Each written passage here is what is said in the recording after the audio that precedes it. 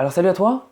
Aujourd'hui, je me suis mis dans un cadre un petit peu différent de d'habitude. Comme tu peux le voir, voilà, je me suis également un petit peu délesté d'une veste. Et puis, comment je me suis mis dans un cadre un peu différent. En fait, je suis juste de l'autre côté de la pièce. Et je trouve que ça rend sympa, ça fait un petit peu plus d'intimité. Alors tu me diras ce que tu en penses. Mais aujourd'hui, c'était pour parler d'un sujet quand même assez important. Euh, c'est devenir entrepreneur dans quoi? C'est aujourd'hui, il y a beaucoup de gens qui veulent devenir entrepreneurs. Il y a beaucoup de gens qui veulent se sentir libres, qui veulent être libres, qui veulent ne plus être dépendants d'un patron, d'un salaire, etc. Voilà, une vie de salaire. Bon, ça, je te fais pas l'histoire, hein, ça on te l'a répété maintes et maintes fois, hein, pour te vendre tout et n'importe quoi. Mais la question, c'est que toi, ta voix, ce n'est pas la voix de quelqu'un d'autre. Et c'est pas parce qu'on te vend quelque chose, on te vend une méthode miracle, que ce sera quelque chose qui va te convenir. Ensuite, donc, moi personnellement, ce que j'ai été faire, c'est je vais te soumettre, je vais pas te dire oui, il faut que tu fasses ça, oui, ça marche. Je suis allé chercher une dizaine d'activités, une dizaine de choses que tu peux faire et qui sont réellement rentables. C'est une piste que je vais te donner. Tu peux piocher dans cette liste, comme tu peux ne pas du tout le faire. Tu as le droit de. Moi, je te laisse la liberté de faire ce que tu veux. Euh, et je te dis pas, oui, ça marche, et il n'y a que ça qui marche. Bah non, parce que c'est l'avantage aussi de l'entrepreneuriat, c'est que tu peux faire tout à n'importe quoi, hein. Tu peux faire, voilà, on va le voir, on va le voir. Et c'est vrai que sur Internet, on voit pas mal de choses aussi quand on regarde comment les tops, les listes d'activités à faire, etc. Alors tu les as certainement déjà vues. On remarque une grande diversité d'activités, mais qu'au final, il y en a beaucoup qui rapportent pas grand-chose en fait. C'est pas très, on va dire que ce n'est pas extrêmement, je dirais, ce n'est pas extrêmement rentable. En fait, ça rapporte pas d'argent, enfin, pas réellement beaucoup d'argent, hein. Moi, là, je vais vraiment te donner des activités qui rapportent de l'argent, des activités où c'est possible. Alors au début, forcément, tu ne seras pas à 10 000 balles par mois, mais qui peuvent, au fur et à mesure du temps, euh, comment te faire progresser, et que tu aies une progression, et que tu puisses gagner eh ben, plus qu'un SMIC. Parce que le but, c'est pas de gagner un SMIC ou à peine plus d'un SMIC, parce que bon, c'est pas très très intéressant. Je pense que la plupart des gens deviennent entrepreneurs aussi pour le salaire finalement. Enfin, ou comment, pas le salaire, mais avoir un revenu plus conséquent. Donc, je vois pas grandement l'intérêt finalement de je vois pas grandement l'intérêt. Je perds mes mots. Oui, je vois pas l'intérêt de te faire de donner des activités qui ne rapportent pas. Alors, avant toute chose, j'aimerais que l'activité que je te propose, il faut vraiment que tu te poses la question à chaque activité, si c'est quelque chose qui te correspond, si c'est quelque chose qui te fait plaisir, si vraiment tu te vois le faire, ça te voit, ça te fait plaisir de faire l'activité. Si c'est pas le cas, eh ben, tu passes à autre chose. Tu passes soit à la suivante dans les vidéos, alors je te les mettrai dans la description, donc tu pourras les revoir, les activités. Et puis, ou alors tu peux aller sur une voie bien différente. Et dans ce cas-là, je serais curieux que tu me dises dans les commentaires, toi, dans quelle voie tu t'es orienté. Alors, je vais juste baisser un petit peu. Alors, donc déjà, si tu aimes la cuisine, donc il faut bien te poser les bonnes questions. Sache que tu peux donner des cours de cuisine à domicile, ou simplement faire la cuisine aux gens à domicile, donc en ramenant tes outils, ton matériel. Et après, tu peux proposer plusieurs offres, hein. Je sais que c'est un peu comme les barman. Les barman, eux, ils ont des offres où ils font juste le service. Et tu peux proposer une autre offre où tu fais le service, la vaisselle, etc. Tu fais tout à la place des gens. Pour des dîners importants ou pour on va dire, des soirées importantes, ça peut être intéressant. Alors je sais qu'en ce moment, en temps de Covid, c'est un petit peu compliqué. C'est pour ça que tu peux également donner des cours. Bon, bien évidemment à domicile, même si aujourd'hui c'est compliqué de se déplacer. Je sais que, notamment, bon, en ce moment, en été, ça va, mais je sais que bon, d'ici l'hiver, on ne sait pas ce qui va nous arriver et on ne sait pas comment on va pouvoir se déplacer. Donc, ce que tu peux faire éventuellement, c'est faire donner des cours en ligne directement. Ça marche plutôt bien. Et donc, je pense que ça peut vraiment être intéressant. L'avantage de la cuisine, c'est que tu peux prendre un thème. C'est que tu peux, par exemple, alors je sais qu'il y en avait qui faisaient ça, tu prends un thème et on va dire que tu peux simplement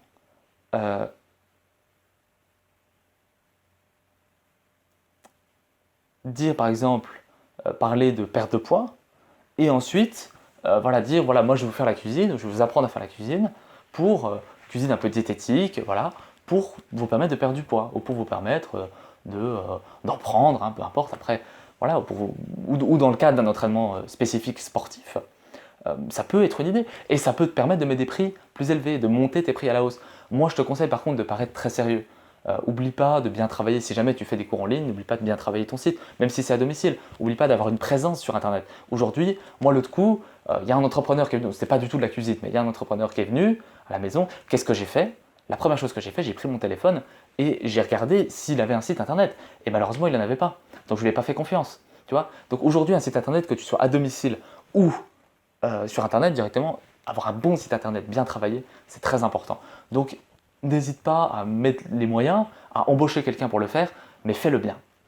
Alors, idée numéro 2, tu peux créer des chambres d'hôtes, donc soit chez toi, ou alors simplement, je sais qu'il y en a qui ont fait ça, hein, faire de la location courte durée, simplement en achetant un bâtiment, achetant un immeuble, une maison, et en mettant des gens dedans, des gens en vacances.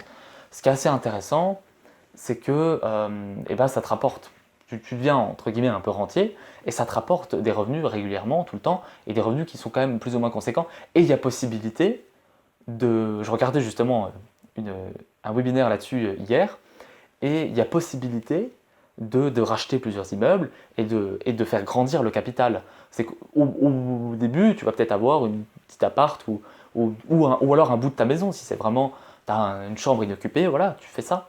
Au début, tu auras peut-être ça, et peut-être qu'après, avec les loyers que tu auras eu, tu pourras peut-être racheter une dépendance, ou racheter la maison d'à côté, ou j'en sais rien, ou racheter un autre immeuble, et tu pourras mettre des gens dedans. Et ça va te permettre de faire grossir au fur et à mesure tes revenus. Et ça, c'est bien. L'avantage de la chambre d'hôte, moi j'avais vu à un moment donné dans un magazine, une dame qui faisait ça. Alors, ouais, d'ailleurs, le magazine est juste là. Bon, bref, c'est une dame qui faisait ça. Et elle faisait aussi également, c'est ça qui est assez intéressant, c'est qu'en plus tu peux mêler, si tu aimes bien la cuisine, tu peux mêler tes deux passions. C'est qu'en plus, la dame, ce qu'elle faisait, elle faisait de la cuisine traditionnelle de la région. Voilà. Moi par exemple, bon, je te raconte un peu ma vie, j'habite en Franche-Comté, et là la dame, elle faisait de la cuisine traditionnelle franc-comtoise, donc avec évidemment le comté, le morbier, les bons fromages, les bons alcools, les bons vins du Jura, etc. Et du coup, les gens passaient un excellent moment, et puis ils mangeaient de la très bonne cuisine. Et en plus, eh ben, j'imagine que la dame devait se faire un bon petit loyer en plus. Je sais qu'en ce moment, encore une fois, en temps de Covid, c'est un peu compliqué. C'est vrai que bon, avec les confinements successifs, on ne sait pas trop ce qui va nous arriver. Mais bon, sache qu'en général, l'été, le Covid est moins fort, donc ça a tendance à se débloquer un petit peu. Donc pourquoi pas. Et en général, l'été, c'est là que les gens commencent à réserver pour partir en vacances. Donc ça peut être une bonne idée. Alors, troisième idée, devenir rédacteur ou rédactrice web. Alors, ça, moi, rédacteur, je l'ai personnellement fait. Alors, aujourd'hui, j'en fais plus trop, voire plus du tout. Je fais plus du tout de rédaction, mais j'ai fait beaucoup de rédaction. Enfin, beaucoup. Oui, on peut dire beaucoup de rédaction d'articles, beaucoup d'articles ces derniers mois. Et donc, moi, je peux vraiment t'apporter mon retour d'expérience et te dire que c'est une expérience enrichissante, que c'est vraiment une expérience intéressante, et ça te permet, je dirais, d'approfondir ta maîtrise de la langue, et surtout, par exemple, si tu sais bien parler, enfin si tu sais bien écrire notamment, si tu es très bon en écriture, eh bien moi je sais que je ne l'étais pas vraiment, c'est aussi pour ça que j'ai arrêté, parce que ce n'était pas une de mes capacités primaires. Moi j'arrive beaucoup mieux à parler, à m'exprimer oralement qu'à écrire. Donc j'avais tendance à Donc c'est vrai que j'allais dans une voie qui n'était pas forcément la bonne, donc c'est pour ça que je me suis redirigé vers quelque chose qui me correspondait plus. Et simplement, il faut... alors des fois, c'est un petit peu embêtant, hein, des fois. Enfin moi je sais que des fois ça me saoulait d'écrire des articles. Des fois c'est pas forcément des sujets qui nous intéressent, il faut quand même le reconnaître. Donc après il faut vraiment que tu te dises, tu te vois vraiment en train d'écrire et de prendre plaisir même à écrire des choses qui ne t'intéressent pas forcément. Moi je sais qu'à un moment donné j'avais des articles à faire sur le manga Dragon Ball Z. Alors bon, je sais pas si tu connais, mais en tout cas c'est un manga très connu. Moi je suis pas du tout fan de manga. En fait j'y connais rien et je suis pas du tout. Alors c'est pour ça que j'avais demandé de l'aide à mon frère qui lui s'y connaît beaucoup plus que moi. Et puis on avait essayé de faire le travail ensemble. Euh, donc du coup c'est pour ça que bon, des fois il y a des sujets qui te plaisent pas forcément. Après voilà, en général ça reste autour des mêmes thèmes. Donc ça reste le gain d'argent, l'immobilier, machin, la santé, donc tout ce qui est, moi j'avais fait, je m'en souviens sur l'arrêt du tabac, où j'avais fait des choses, tu peux faire des articles sur la perte de poids ou des choses comme ça. Donc globalement ça reste toujours sous ces mêmes thèmes-là, mais ça peut arriver qu'il y ait des fois des petites exceptions et qu'il y ait des petites choses qui ne, comment dire, qu'il y ait des petites choses qui ne te plaisent pas. Voilà. Alors en tant que rédacteur web, tu peux également, après, l'avantage c'est que tu as une possibilité où tu peux faire augmenter tes revenus simplement, parce qu'au début tu n'auras pas forcément de compétences, donc tu vas mettre ton expertise pour peu cher. Dans ce cas-là, ce sera uniquement parce que dans la rédaction, on distingue plusieurs choses. On distingue les articles d'autorité, donc ils sont là vraiment pour faire l'autorité d'un site. Comme moi actuellement, je fais beaucoup de vidéos pour me donner de l'autorité, pour montrer que je suis quelqu'un de crédible. Et ensuite pouvoir vendre mon coaching. Eh bien, sur un blog, c'est pareil. Tu as des articles d'autorité, des articles qui montrent que la personne est crédible, et des articles qui sont vraiment SEO. Donc SEO, c'est Search Engineering Optimization. Donc c'est simplement être bien référencé au niveau du moteur de recherche Google. Et donc ça, forcément, au début, tu ne seras pas forcément formé à cela. Donc tu feras uniquement des articles qui sont des articles d'autorité. Donc forcément, comme c'est des articles qui ne sont pas référencés, il y a moins de travail derrière. Donc, eh bien, tu seras moins payé.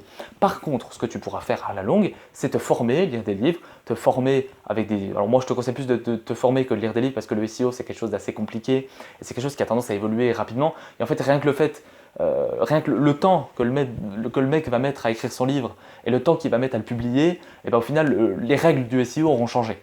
Parce que ça évolue tellement vite. Je pense qu'il faut plus suivre des formations en tout cas évolutives, et pas la formation d'un mec qui ne fout rien, mais vraiment une bonne formation où le mec fait évoluer régulièrement les techniques de SEO. Et ça, c'est important. Donc, l'avantage, c'est qu'après, tu peux te former, devenir plus compétent, faire des articles qui vont permettre de référencer les sites sur Google, et ensuite pouvoir vendre simplement ton travail plus cher. Ça peut arriver qu'il y ait des gens qui vendent leurs articles. Donc un article par exemple de 1000 mots, moi je sais que je prenais 35 minutes à le faire. Après moi j'utilisais des techniques un peu particulières, mais si tu tapes vite, tu peux, en mon avis, arriver à 20, 25 minutes, 30 minutes de rédaction. Avec l'optimisation, allez, on va dire 45 minutes. Et il y a des gens qui vendent leurs articles 50, 60 euros l'article pour 45 minutes de travail. Donc moins d'une heure, donc ça fait même plus de 50 euros de l'heure. Donc c'est une bonne idée. Et moi j'aurais pu arriver à cela, mais bon, ça m'a pas réellement plu. Alors, tu peux également devenir coach sportif ou coach de yoga à domicile. Alors c'est vrai que c'est des niches qui ont tendance à bien prendre en ce moment, notamment le yoga. Les gens se rendent enfin compte que c'est important de se détendre et qu'il n'y a pas que le travail dans la vie. Donc du coup, ils ont tendance à faire appel à des coachs, faire appel à des gens qui peuvent leur apprendre une discipline. Donc si aujourd'hui tu aimes bien le yoga, tu sais faire du yoga et tu pratiques souvent, alors après voilà, il y a plusieurs types de yoga, il y a plusieurs types de pratiques, il n'y a pas que le yoga, il y a d'autres choses aussi, et que tu souhaites transmettre ce que tu sais, si c'est une passion pour toi, eh ben, tu peux faire des cours à domicile de yoga, donc des cours particuliers ou alors des cours collectifs. Et tu peux également simplement faire des cours en ligne. Ça, c'est aussi une idée, hein. Ça se fait aussi, et je pense que les gens seront, si tu vends bien le truc, je pense que les gens seront vraiment intéressés euh, par ce que tu vas faire. Donc, tout ce qui est, par exemple, coaching sportif, c'est pareil. Alors, il y en a beaucoup qui disent, oui, coach sportif, il y a besoin d'un diplôme. Alors, si tu as un diplôme, tant mieux, et ce sera forcément valorisé. Ça, c'est sûr. Après, encore une fois, il n'y a pas forcément besoin de diplôme. À partir du moment où tu as les compétences et où les gens sont prêts à te payer pour ton expertise, donc que tu es assez bon pour ça. Par exemple, moi, je pense que je ne serais pas assez bon, mais si vraiment tu as assez d'expérience et d'expertise dans un sport, eh bien, tu peux être coach sportif. Alors, il y a marqué que c'est. Je suis allé faire des recherches, et ils disent que c'est conseillé d'avoir un diplôme. Après, ce n'est pas obligatoire. Il n'y a pas quelqu'un qui va venir vérifier, qui va dire ah oui, tu n'as pas ton diplôme, ça ne va pas. Contrairement, par exemple, à un médecin ou un architecte. Et heureusement d'ailleurs. Donc, après, si tu es diplômé, tant mieux. Dans ce cas-là, tu peux. Et je sais qu'après, tu peux passer des diplômes aussi spécifiques si jamais ça t'intéresse. Et forcément, si tu es diplômé, ben, on te prendra beaucoup plus au sérieux et tu auras beaucoup moins entre guillemets, à essayer de te vendre que bah, quand tu n'es pas diplômé. Donc moi, je m'en souviens. Enfin, je m'en souviens. En ce moment, là, je suis en train de suivre un programme d'un gars. Donc même moi-même, en fait, j'ai pris un coach. Enfin, bon, je ne le paye pas réellement parce que c'est un service qui m'est donné par l'agglomération où j'habite. Mais moi, actuellement, j'ai un coach et il me coach pour faire des exercices de musculation et de street workout, donc qui est qui est un mélange entre de la musculation et de la gymnastique. Mais bon, bref, on n'est pas là pour parler de ça. Et il me coach en fait là-dessus pour que j'exécute correctement les mouvements et pour que je me fasse pas mal. Et donc même rien que moi, pourtant je ne suis pas un grand sportif, je ne suis pas un professionnel, mais pourtant j'ai quand même un coach. Il y a quand même quelqu'un qui me suit et qui est là pour évaluer ma progression. Voilà. Donc il y a une demande qui est en forte croissance et qui est de plus en plus forte. Et encore une fois, tu peux te positionner sur des choses comme le yoga, comme le bien-être, parce que le sport passe aussi par le bien-être, par le fait de connaître son corps, par le fait d'avoir une mobilité avec son corps. Voilà, moi je me souviens, j'ai un livre, donc je ne sais pas si tu connais Frank Ropers, mais Frank Ropers qui était un champion de sport de combat et qui aujourd'hui s'est reconverti dans la musculation. Et cet homme-là, il a toute une partie dans ses programmes pour renforcer et pour simplement améliorer la mobilité du corps dans la vie de tous les jours. Donc le sport, ça peut être aussi ça. Et les gens sont de plus en plus intéressés par ça parce qu'il y a beaucoup de gens qui font des travaux, qui font simplement un travail qui n'est pas forcément manuel, qui est où tu es assis tout le temps dans une chaise de bureau et qui ont mal au dos. Et le fait de faire un peu de sport, de faire des mouvements, peut leur permettre d'avoir moins mal. Et c'est pareil également pour les gens qui font qui effectuent un travail manuel. Moi, je pense aux gens qui portent des charges lourdes. Et ben, c'est pareil. Au bout d'un moment, ils finissent à avoir des douleurs au niveau de leur dos ou leurs bras, leurs épaules. Et dans ce cas-là, le coach sportif sera intéressant pour arriver à leur faire des mouvements et à retrouver la mobilité sans douleur de leur corps. Voilà. Donc c'est un marché en plus qui est, voilà, si tu te positionnes, pareil, donc c'est comme le cuisinier, hein, si tu te positionnes sur les bonnes choses, eh bien, tu pourras parfaitement augmenter tes prix et te faire payer très cher pour ton expertise. Mais ce sera légitime, parce que tu es le seul à proposer ça, et parce que simplement, tu as une expertise, ça intéresse les gens. Voilà. Alors, la cinquième idée, c'est Virtual Assistant. Alors ça aussi j'ai de l'expérience là-dedans. Je peux te donner un retour d'expérience. Pas plus tard qu'hier. J'ai effectué un travail de Virtual Assistant. Donc Virtual Assistant, c'est assistant virtuel en fait. Donc ce que tu vas t'occuper de faire, alors ça dépend des personnes, mais c'est simplement donc tu vas assister quelqu'un dans son travail. Donc ça veut dire, donc après voilà, ça dépend de l'envergure de la personne, ça dépend de la personne que c'est. Donc moi, ce que j'avais à faire, c'est remplacer quelqu'un. Alors c'est donc en fait à la base c'était un de mes clients, mais du coup il m'a proposé de faire ça à sa place. Et donc en fait là moi ce que je devais faire, c'est gérer à sa place, que normalement c'était c'est lui qui était censé le faire, mais il n'était pas disponible. Donc il m'a appelé pour que je gère un webinaire à sa place. Donc c'est pas moi qui faisais le webinaire, mais c'est donc une conférence, c'est moi qui gérais toute la partie technique. Donc par exemple, quand il fallait fermer le chat, ouvrir le chat, etc., c'était tout moi qui gérais. Euh, donc tu peux faire des activités comme ça. Je peux dire c'est sympa, hein. Moi franchement j'ai bien aimé le faire. Tu peux aussi faire des activités comme du listing, tout ce qui est peut-être de l'administratif, que ces gens-là n'ont pas le temps de faire, ou simplement de l'organisation.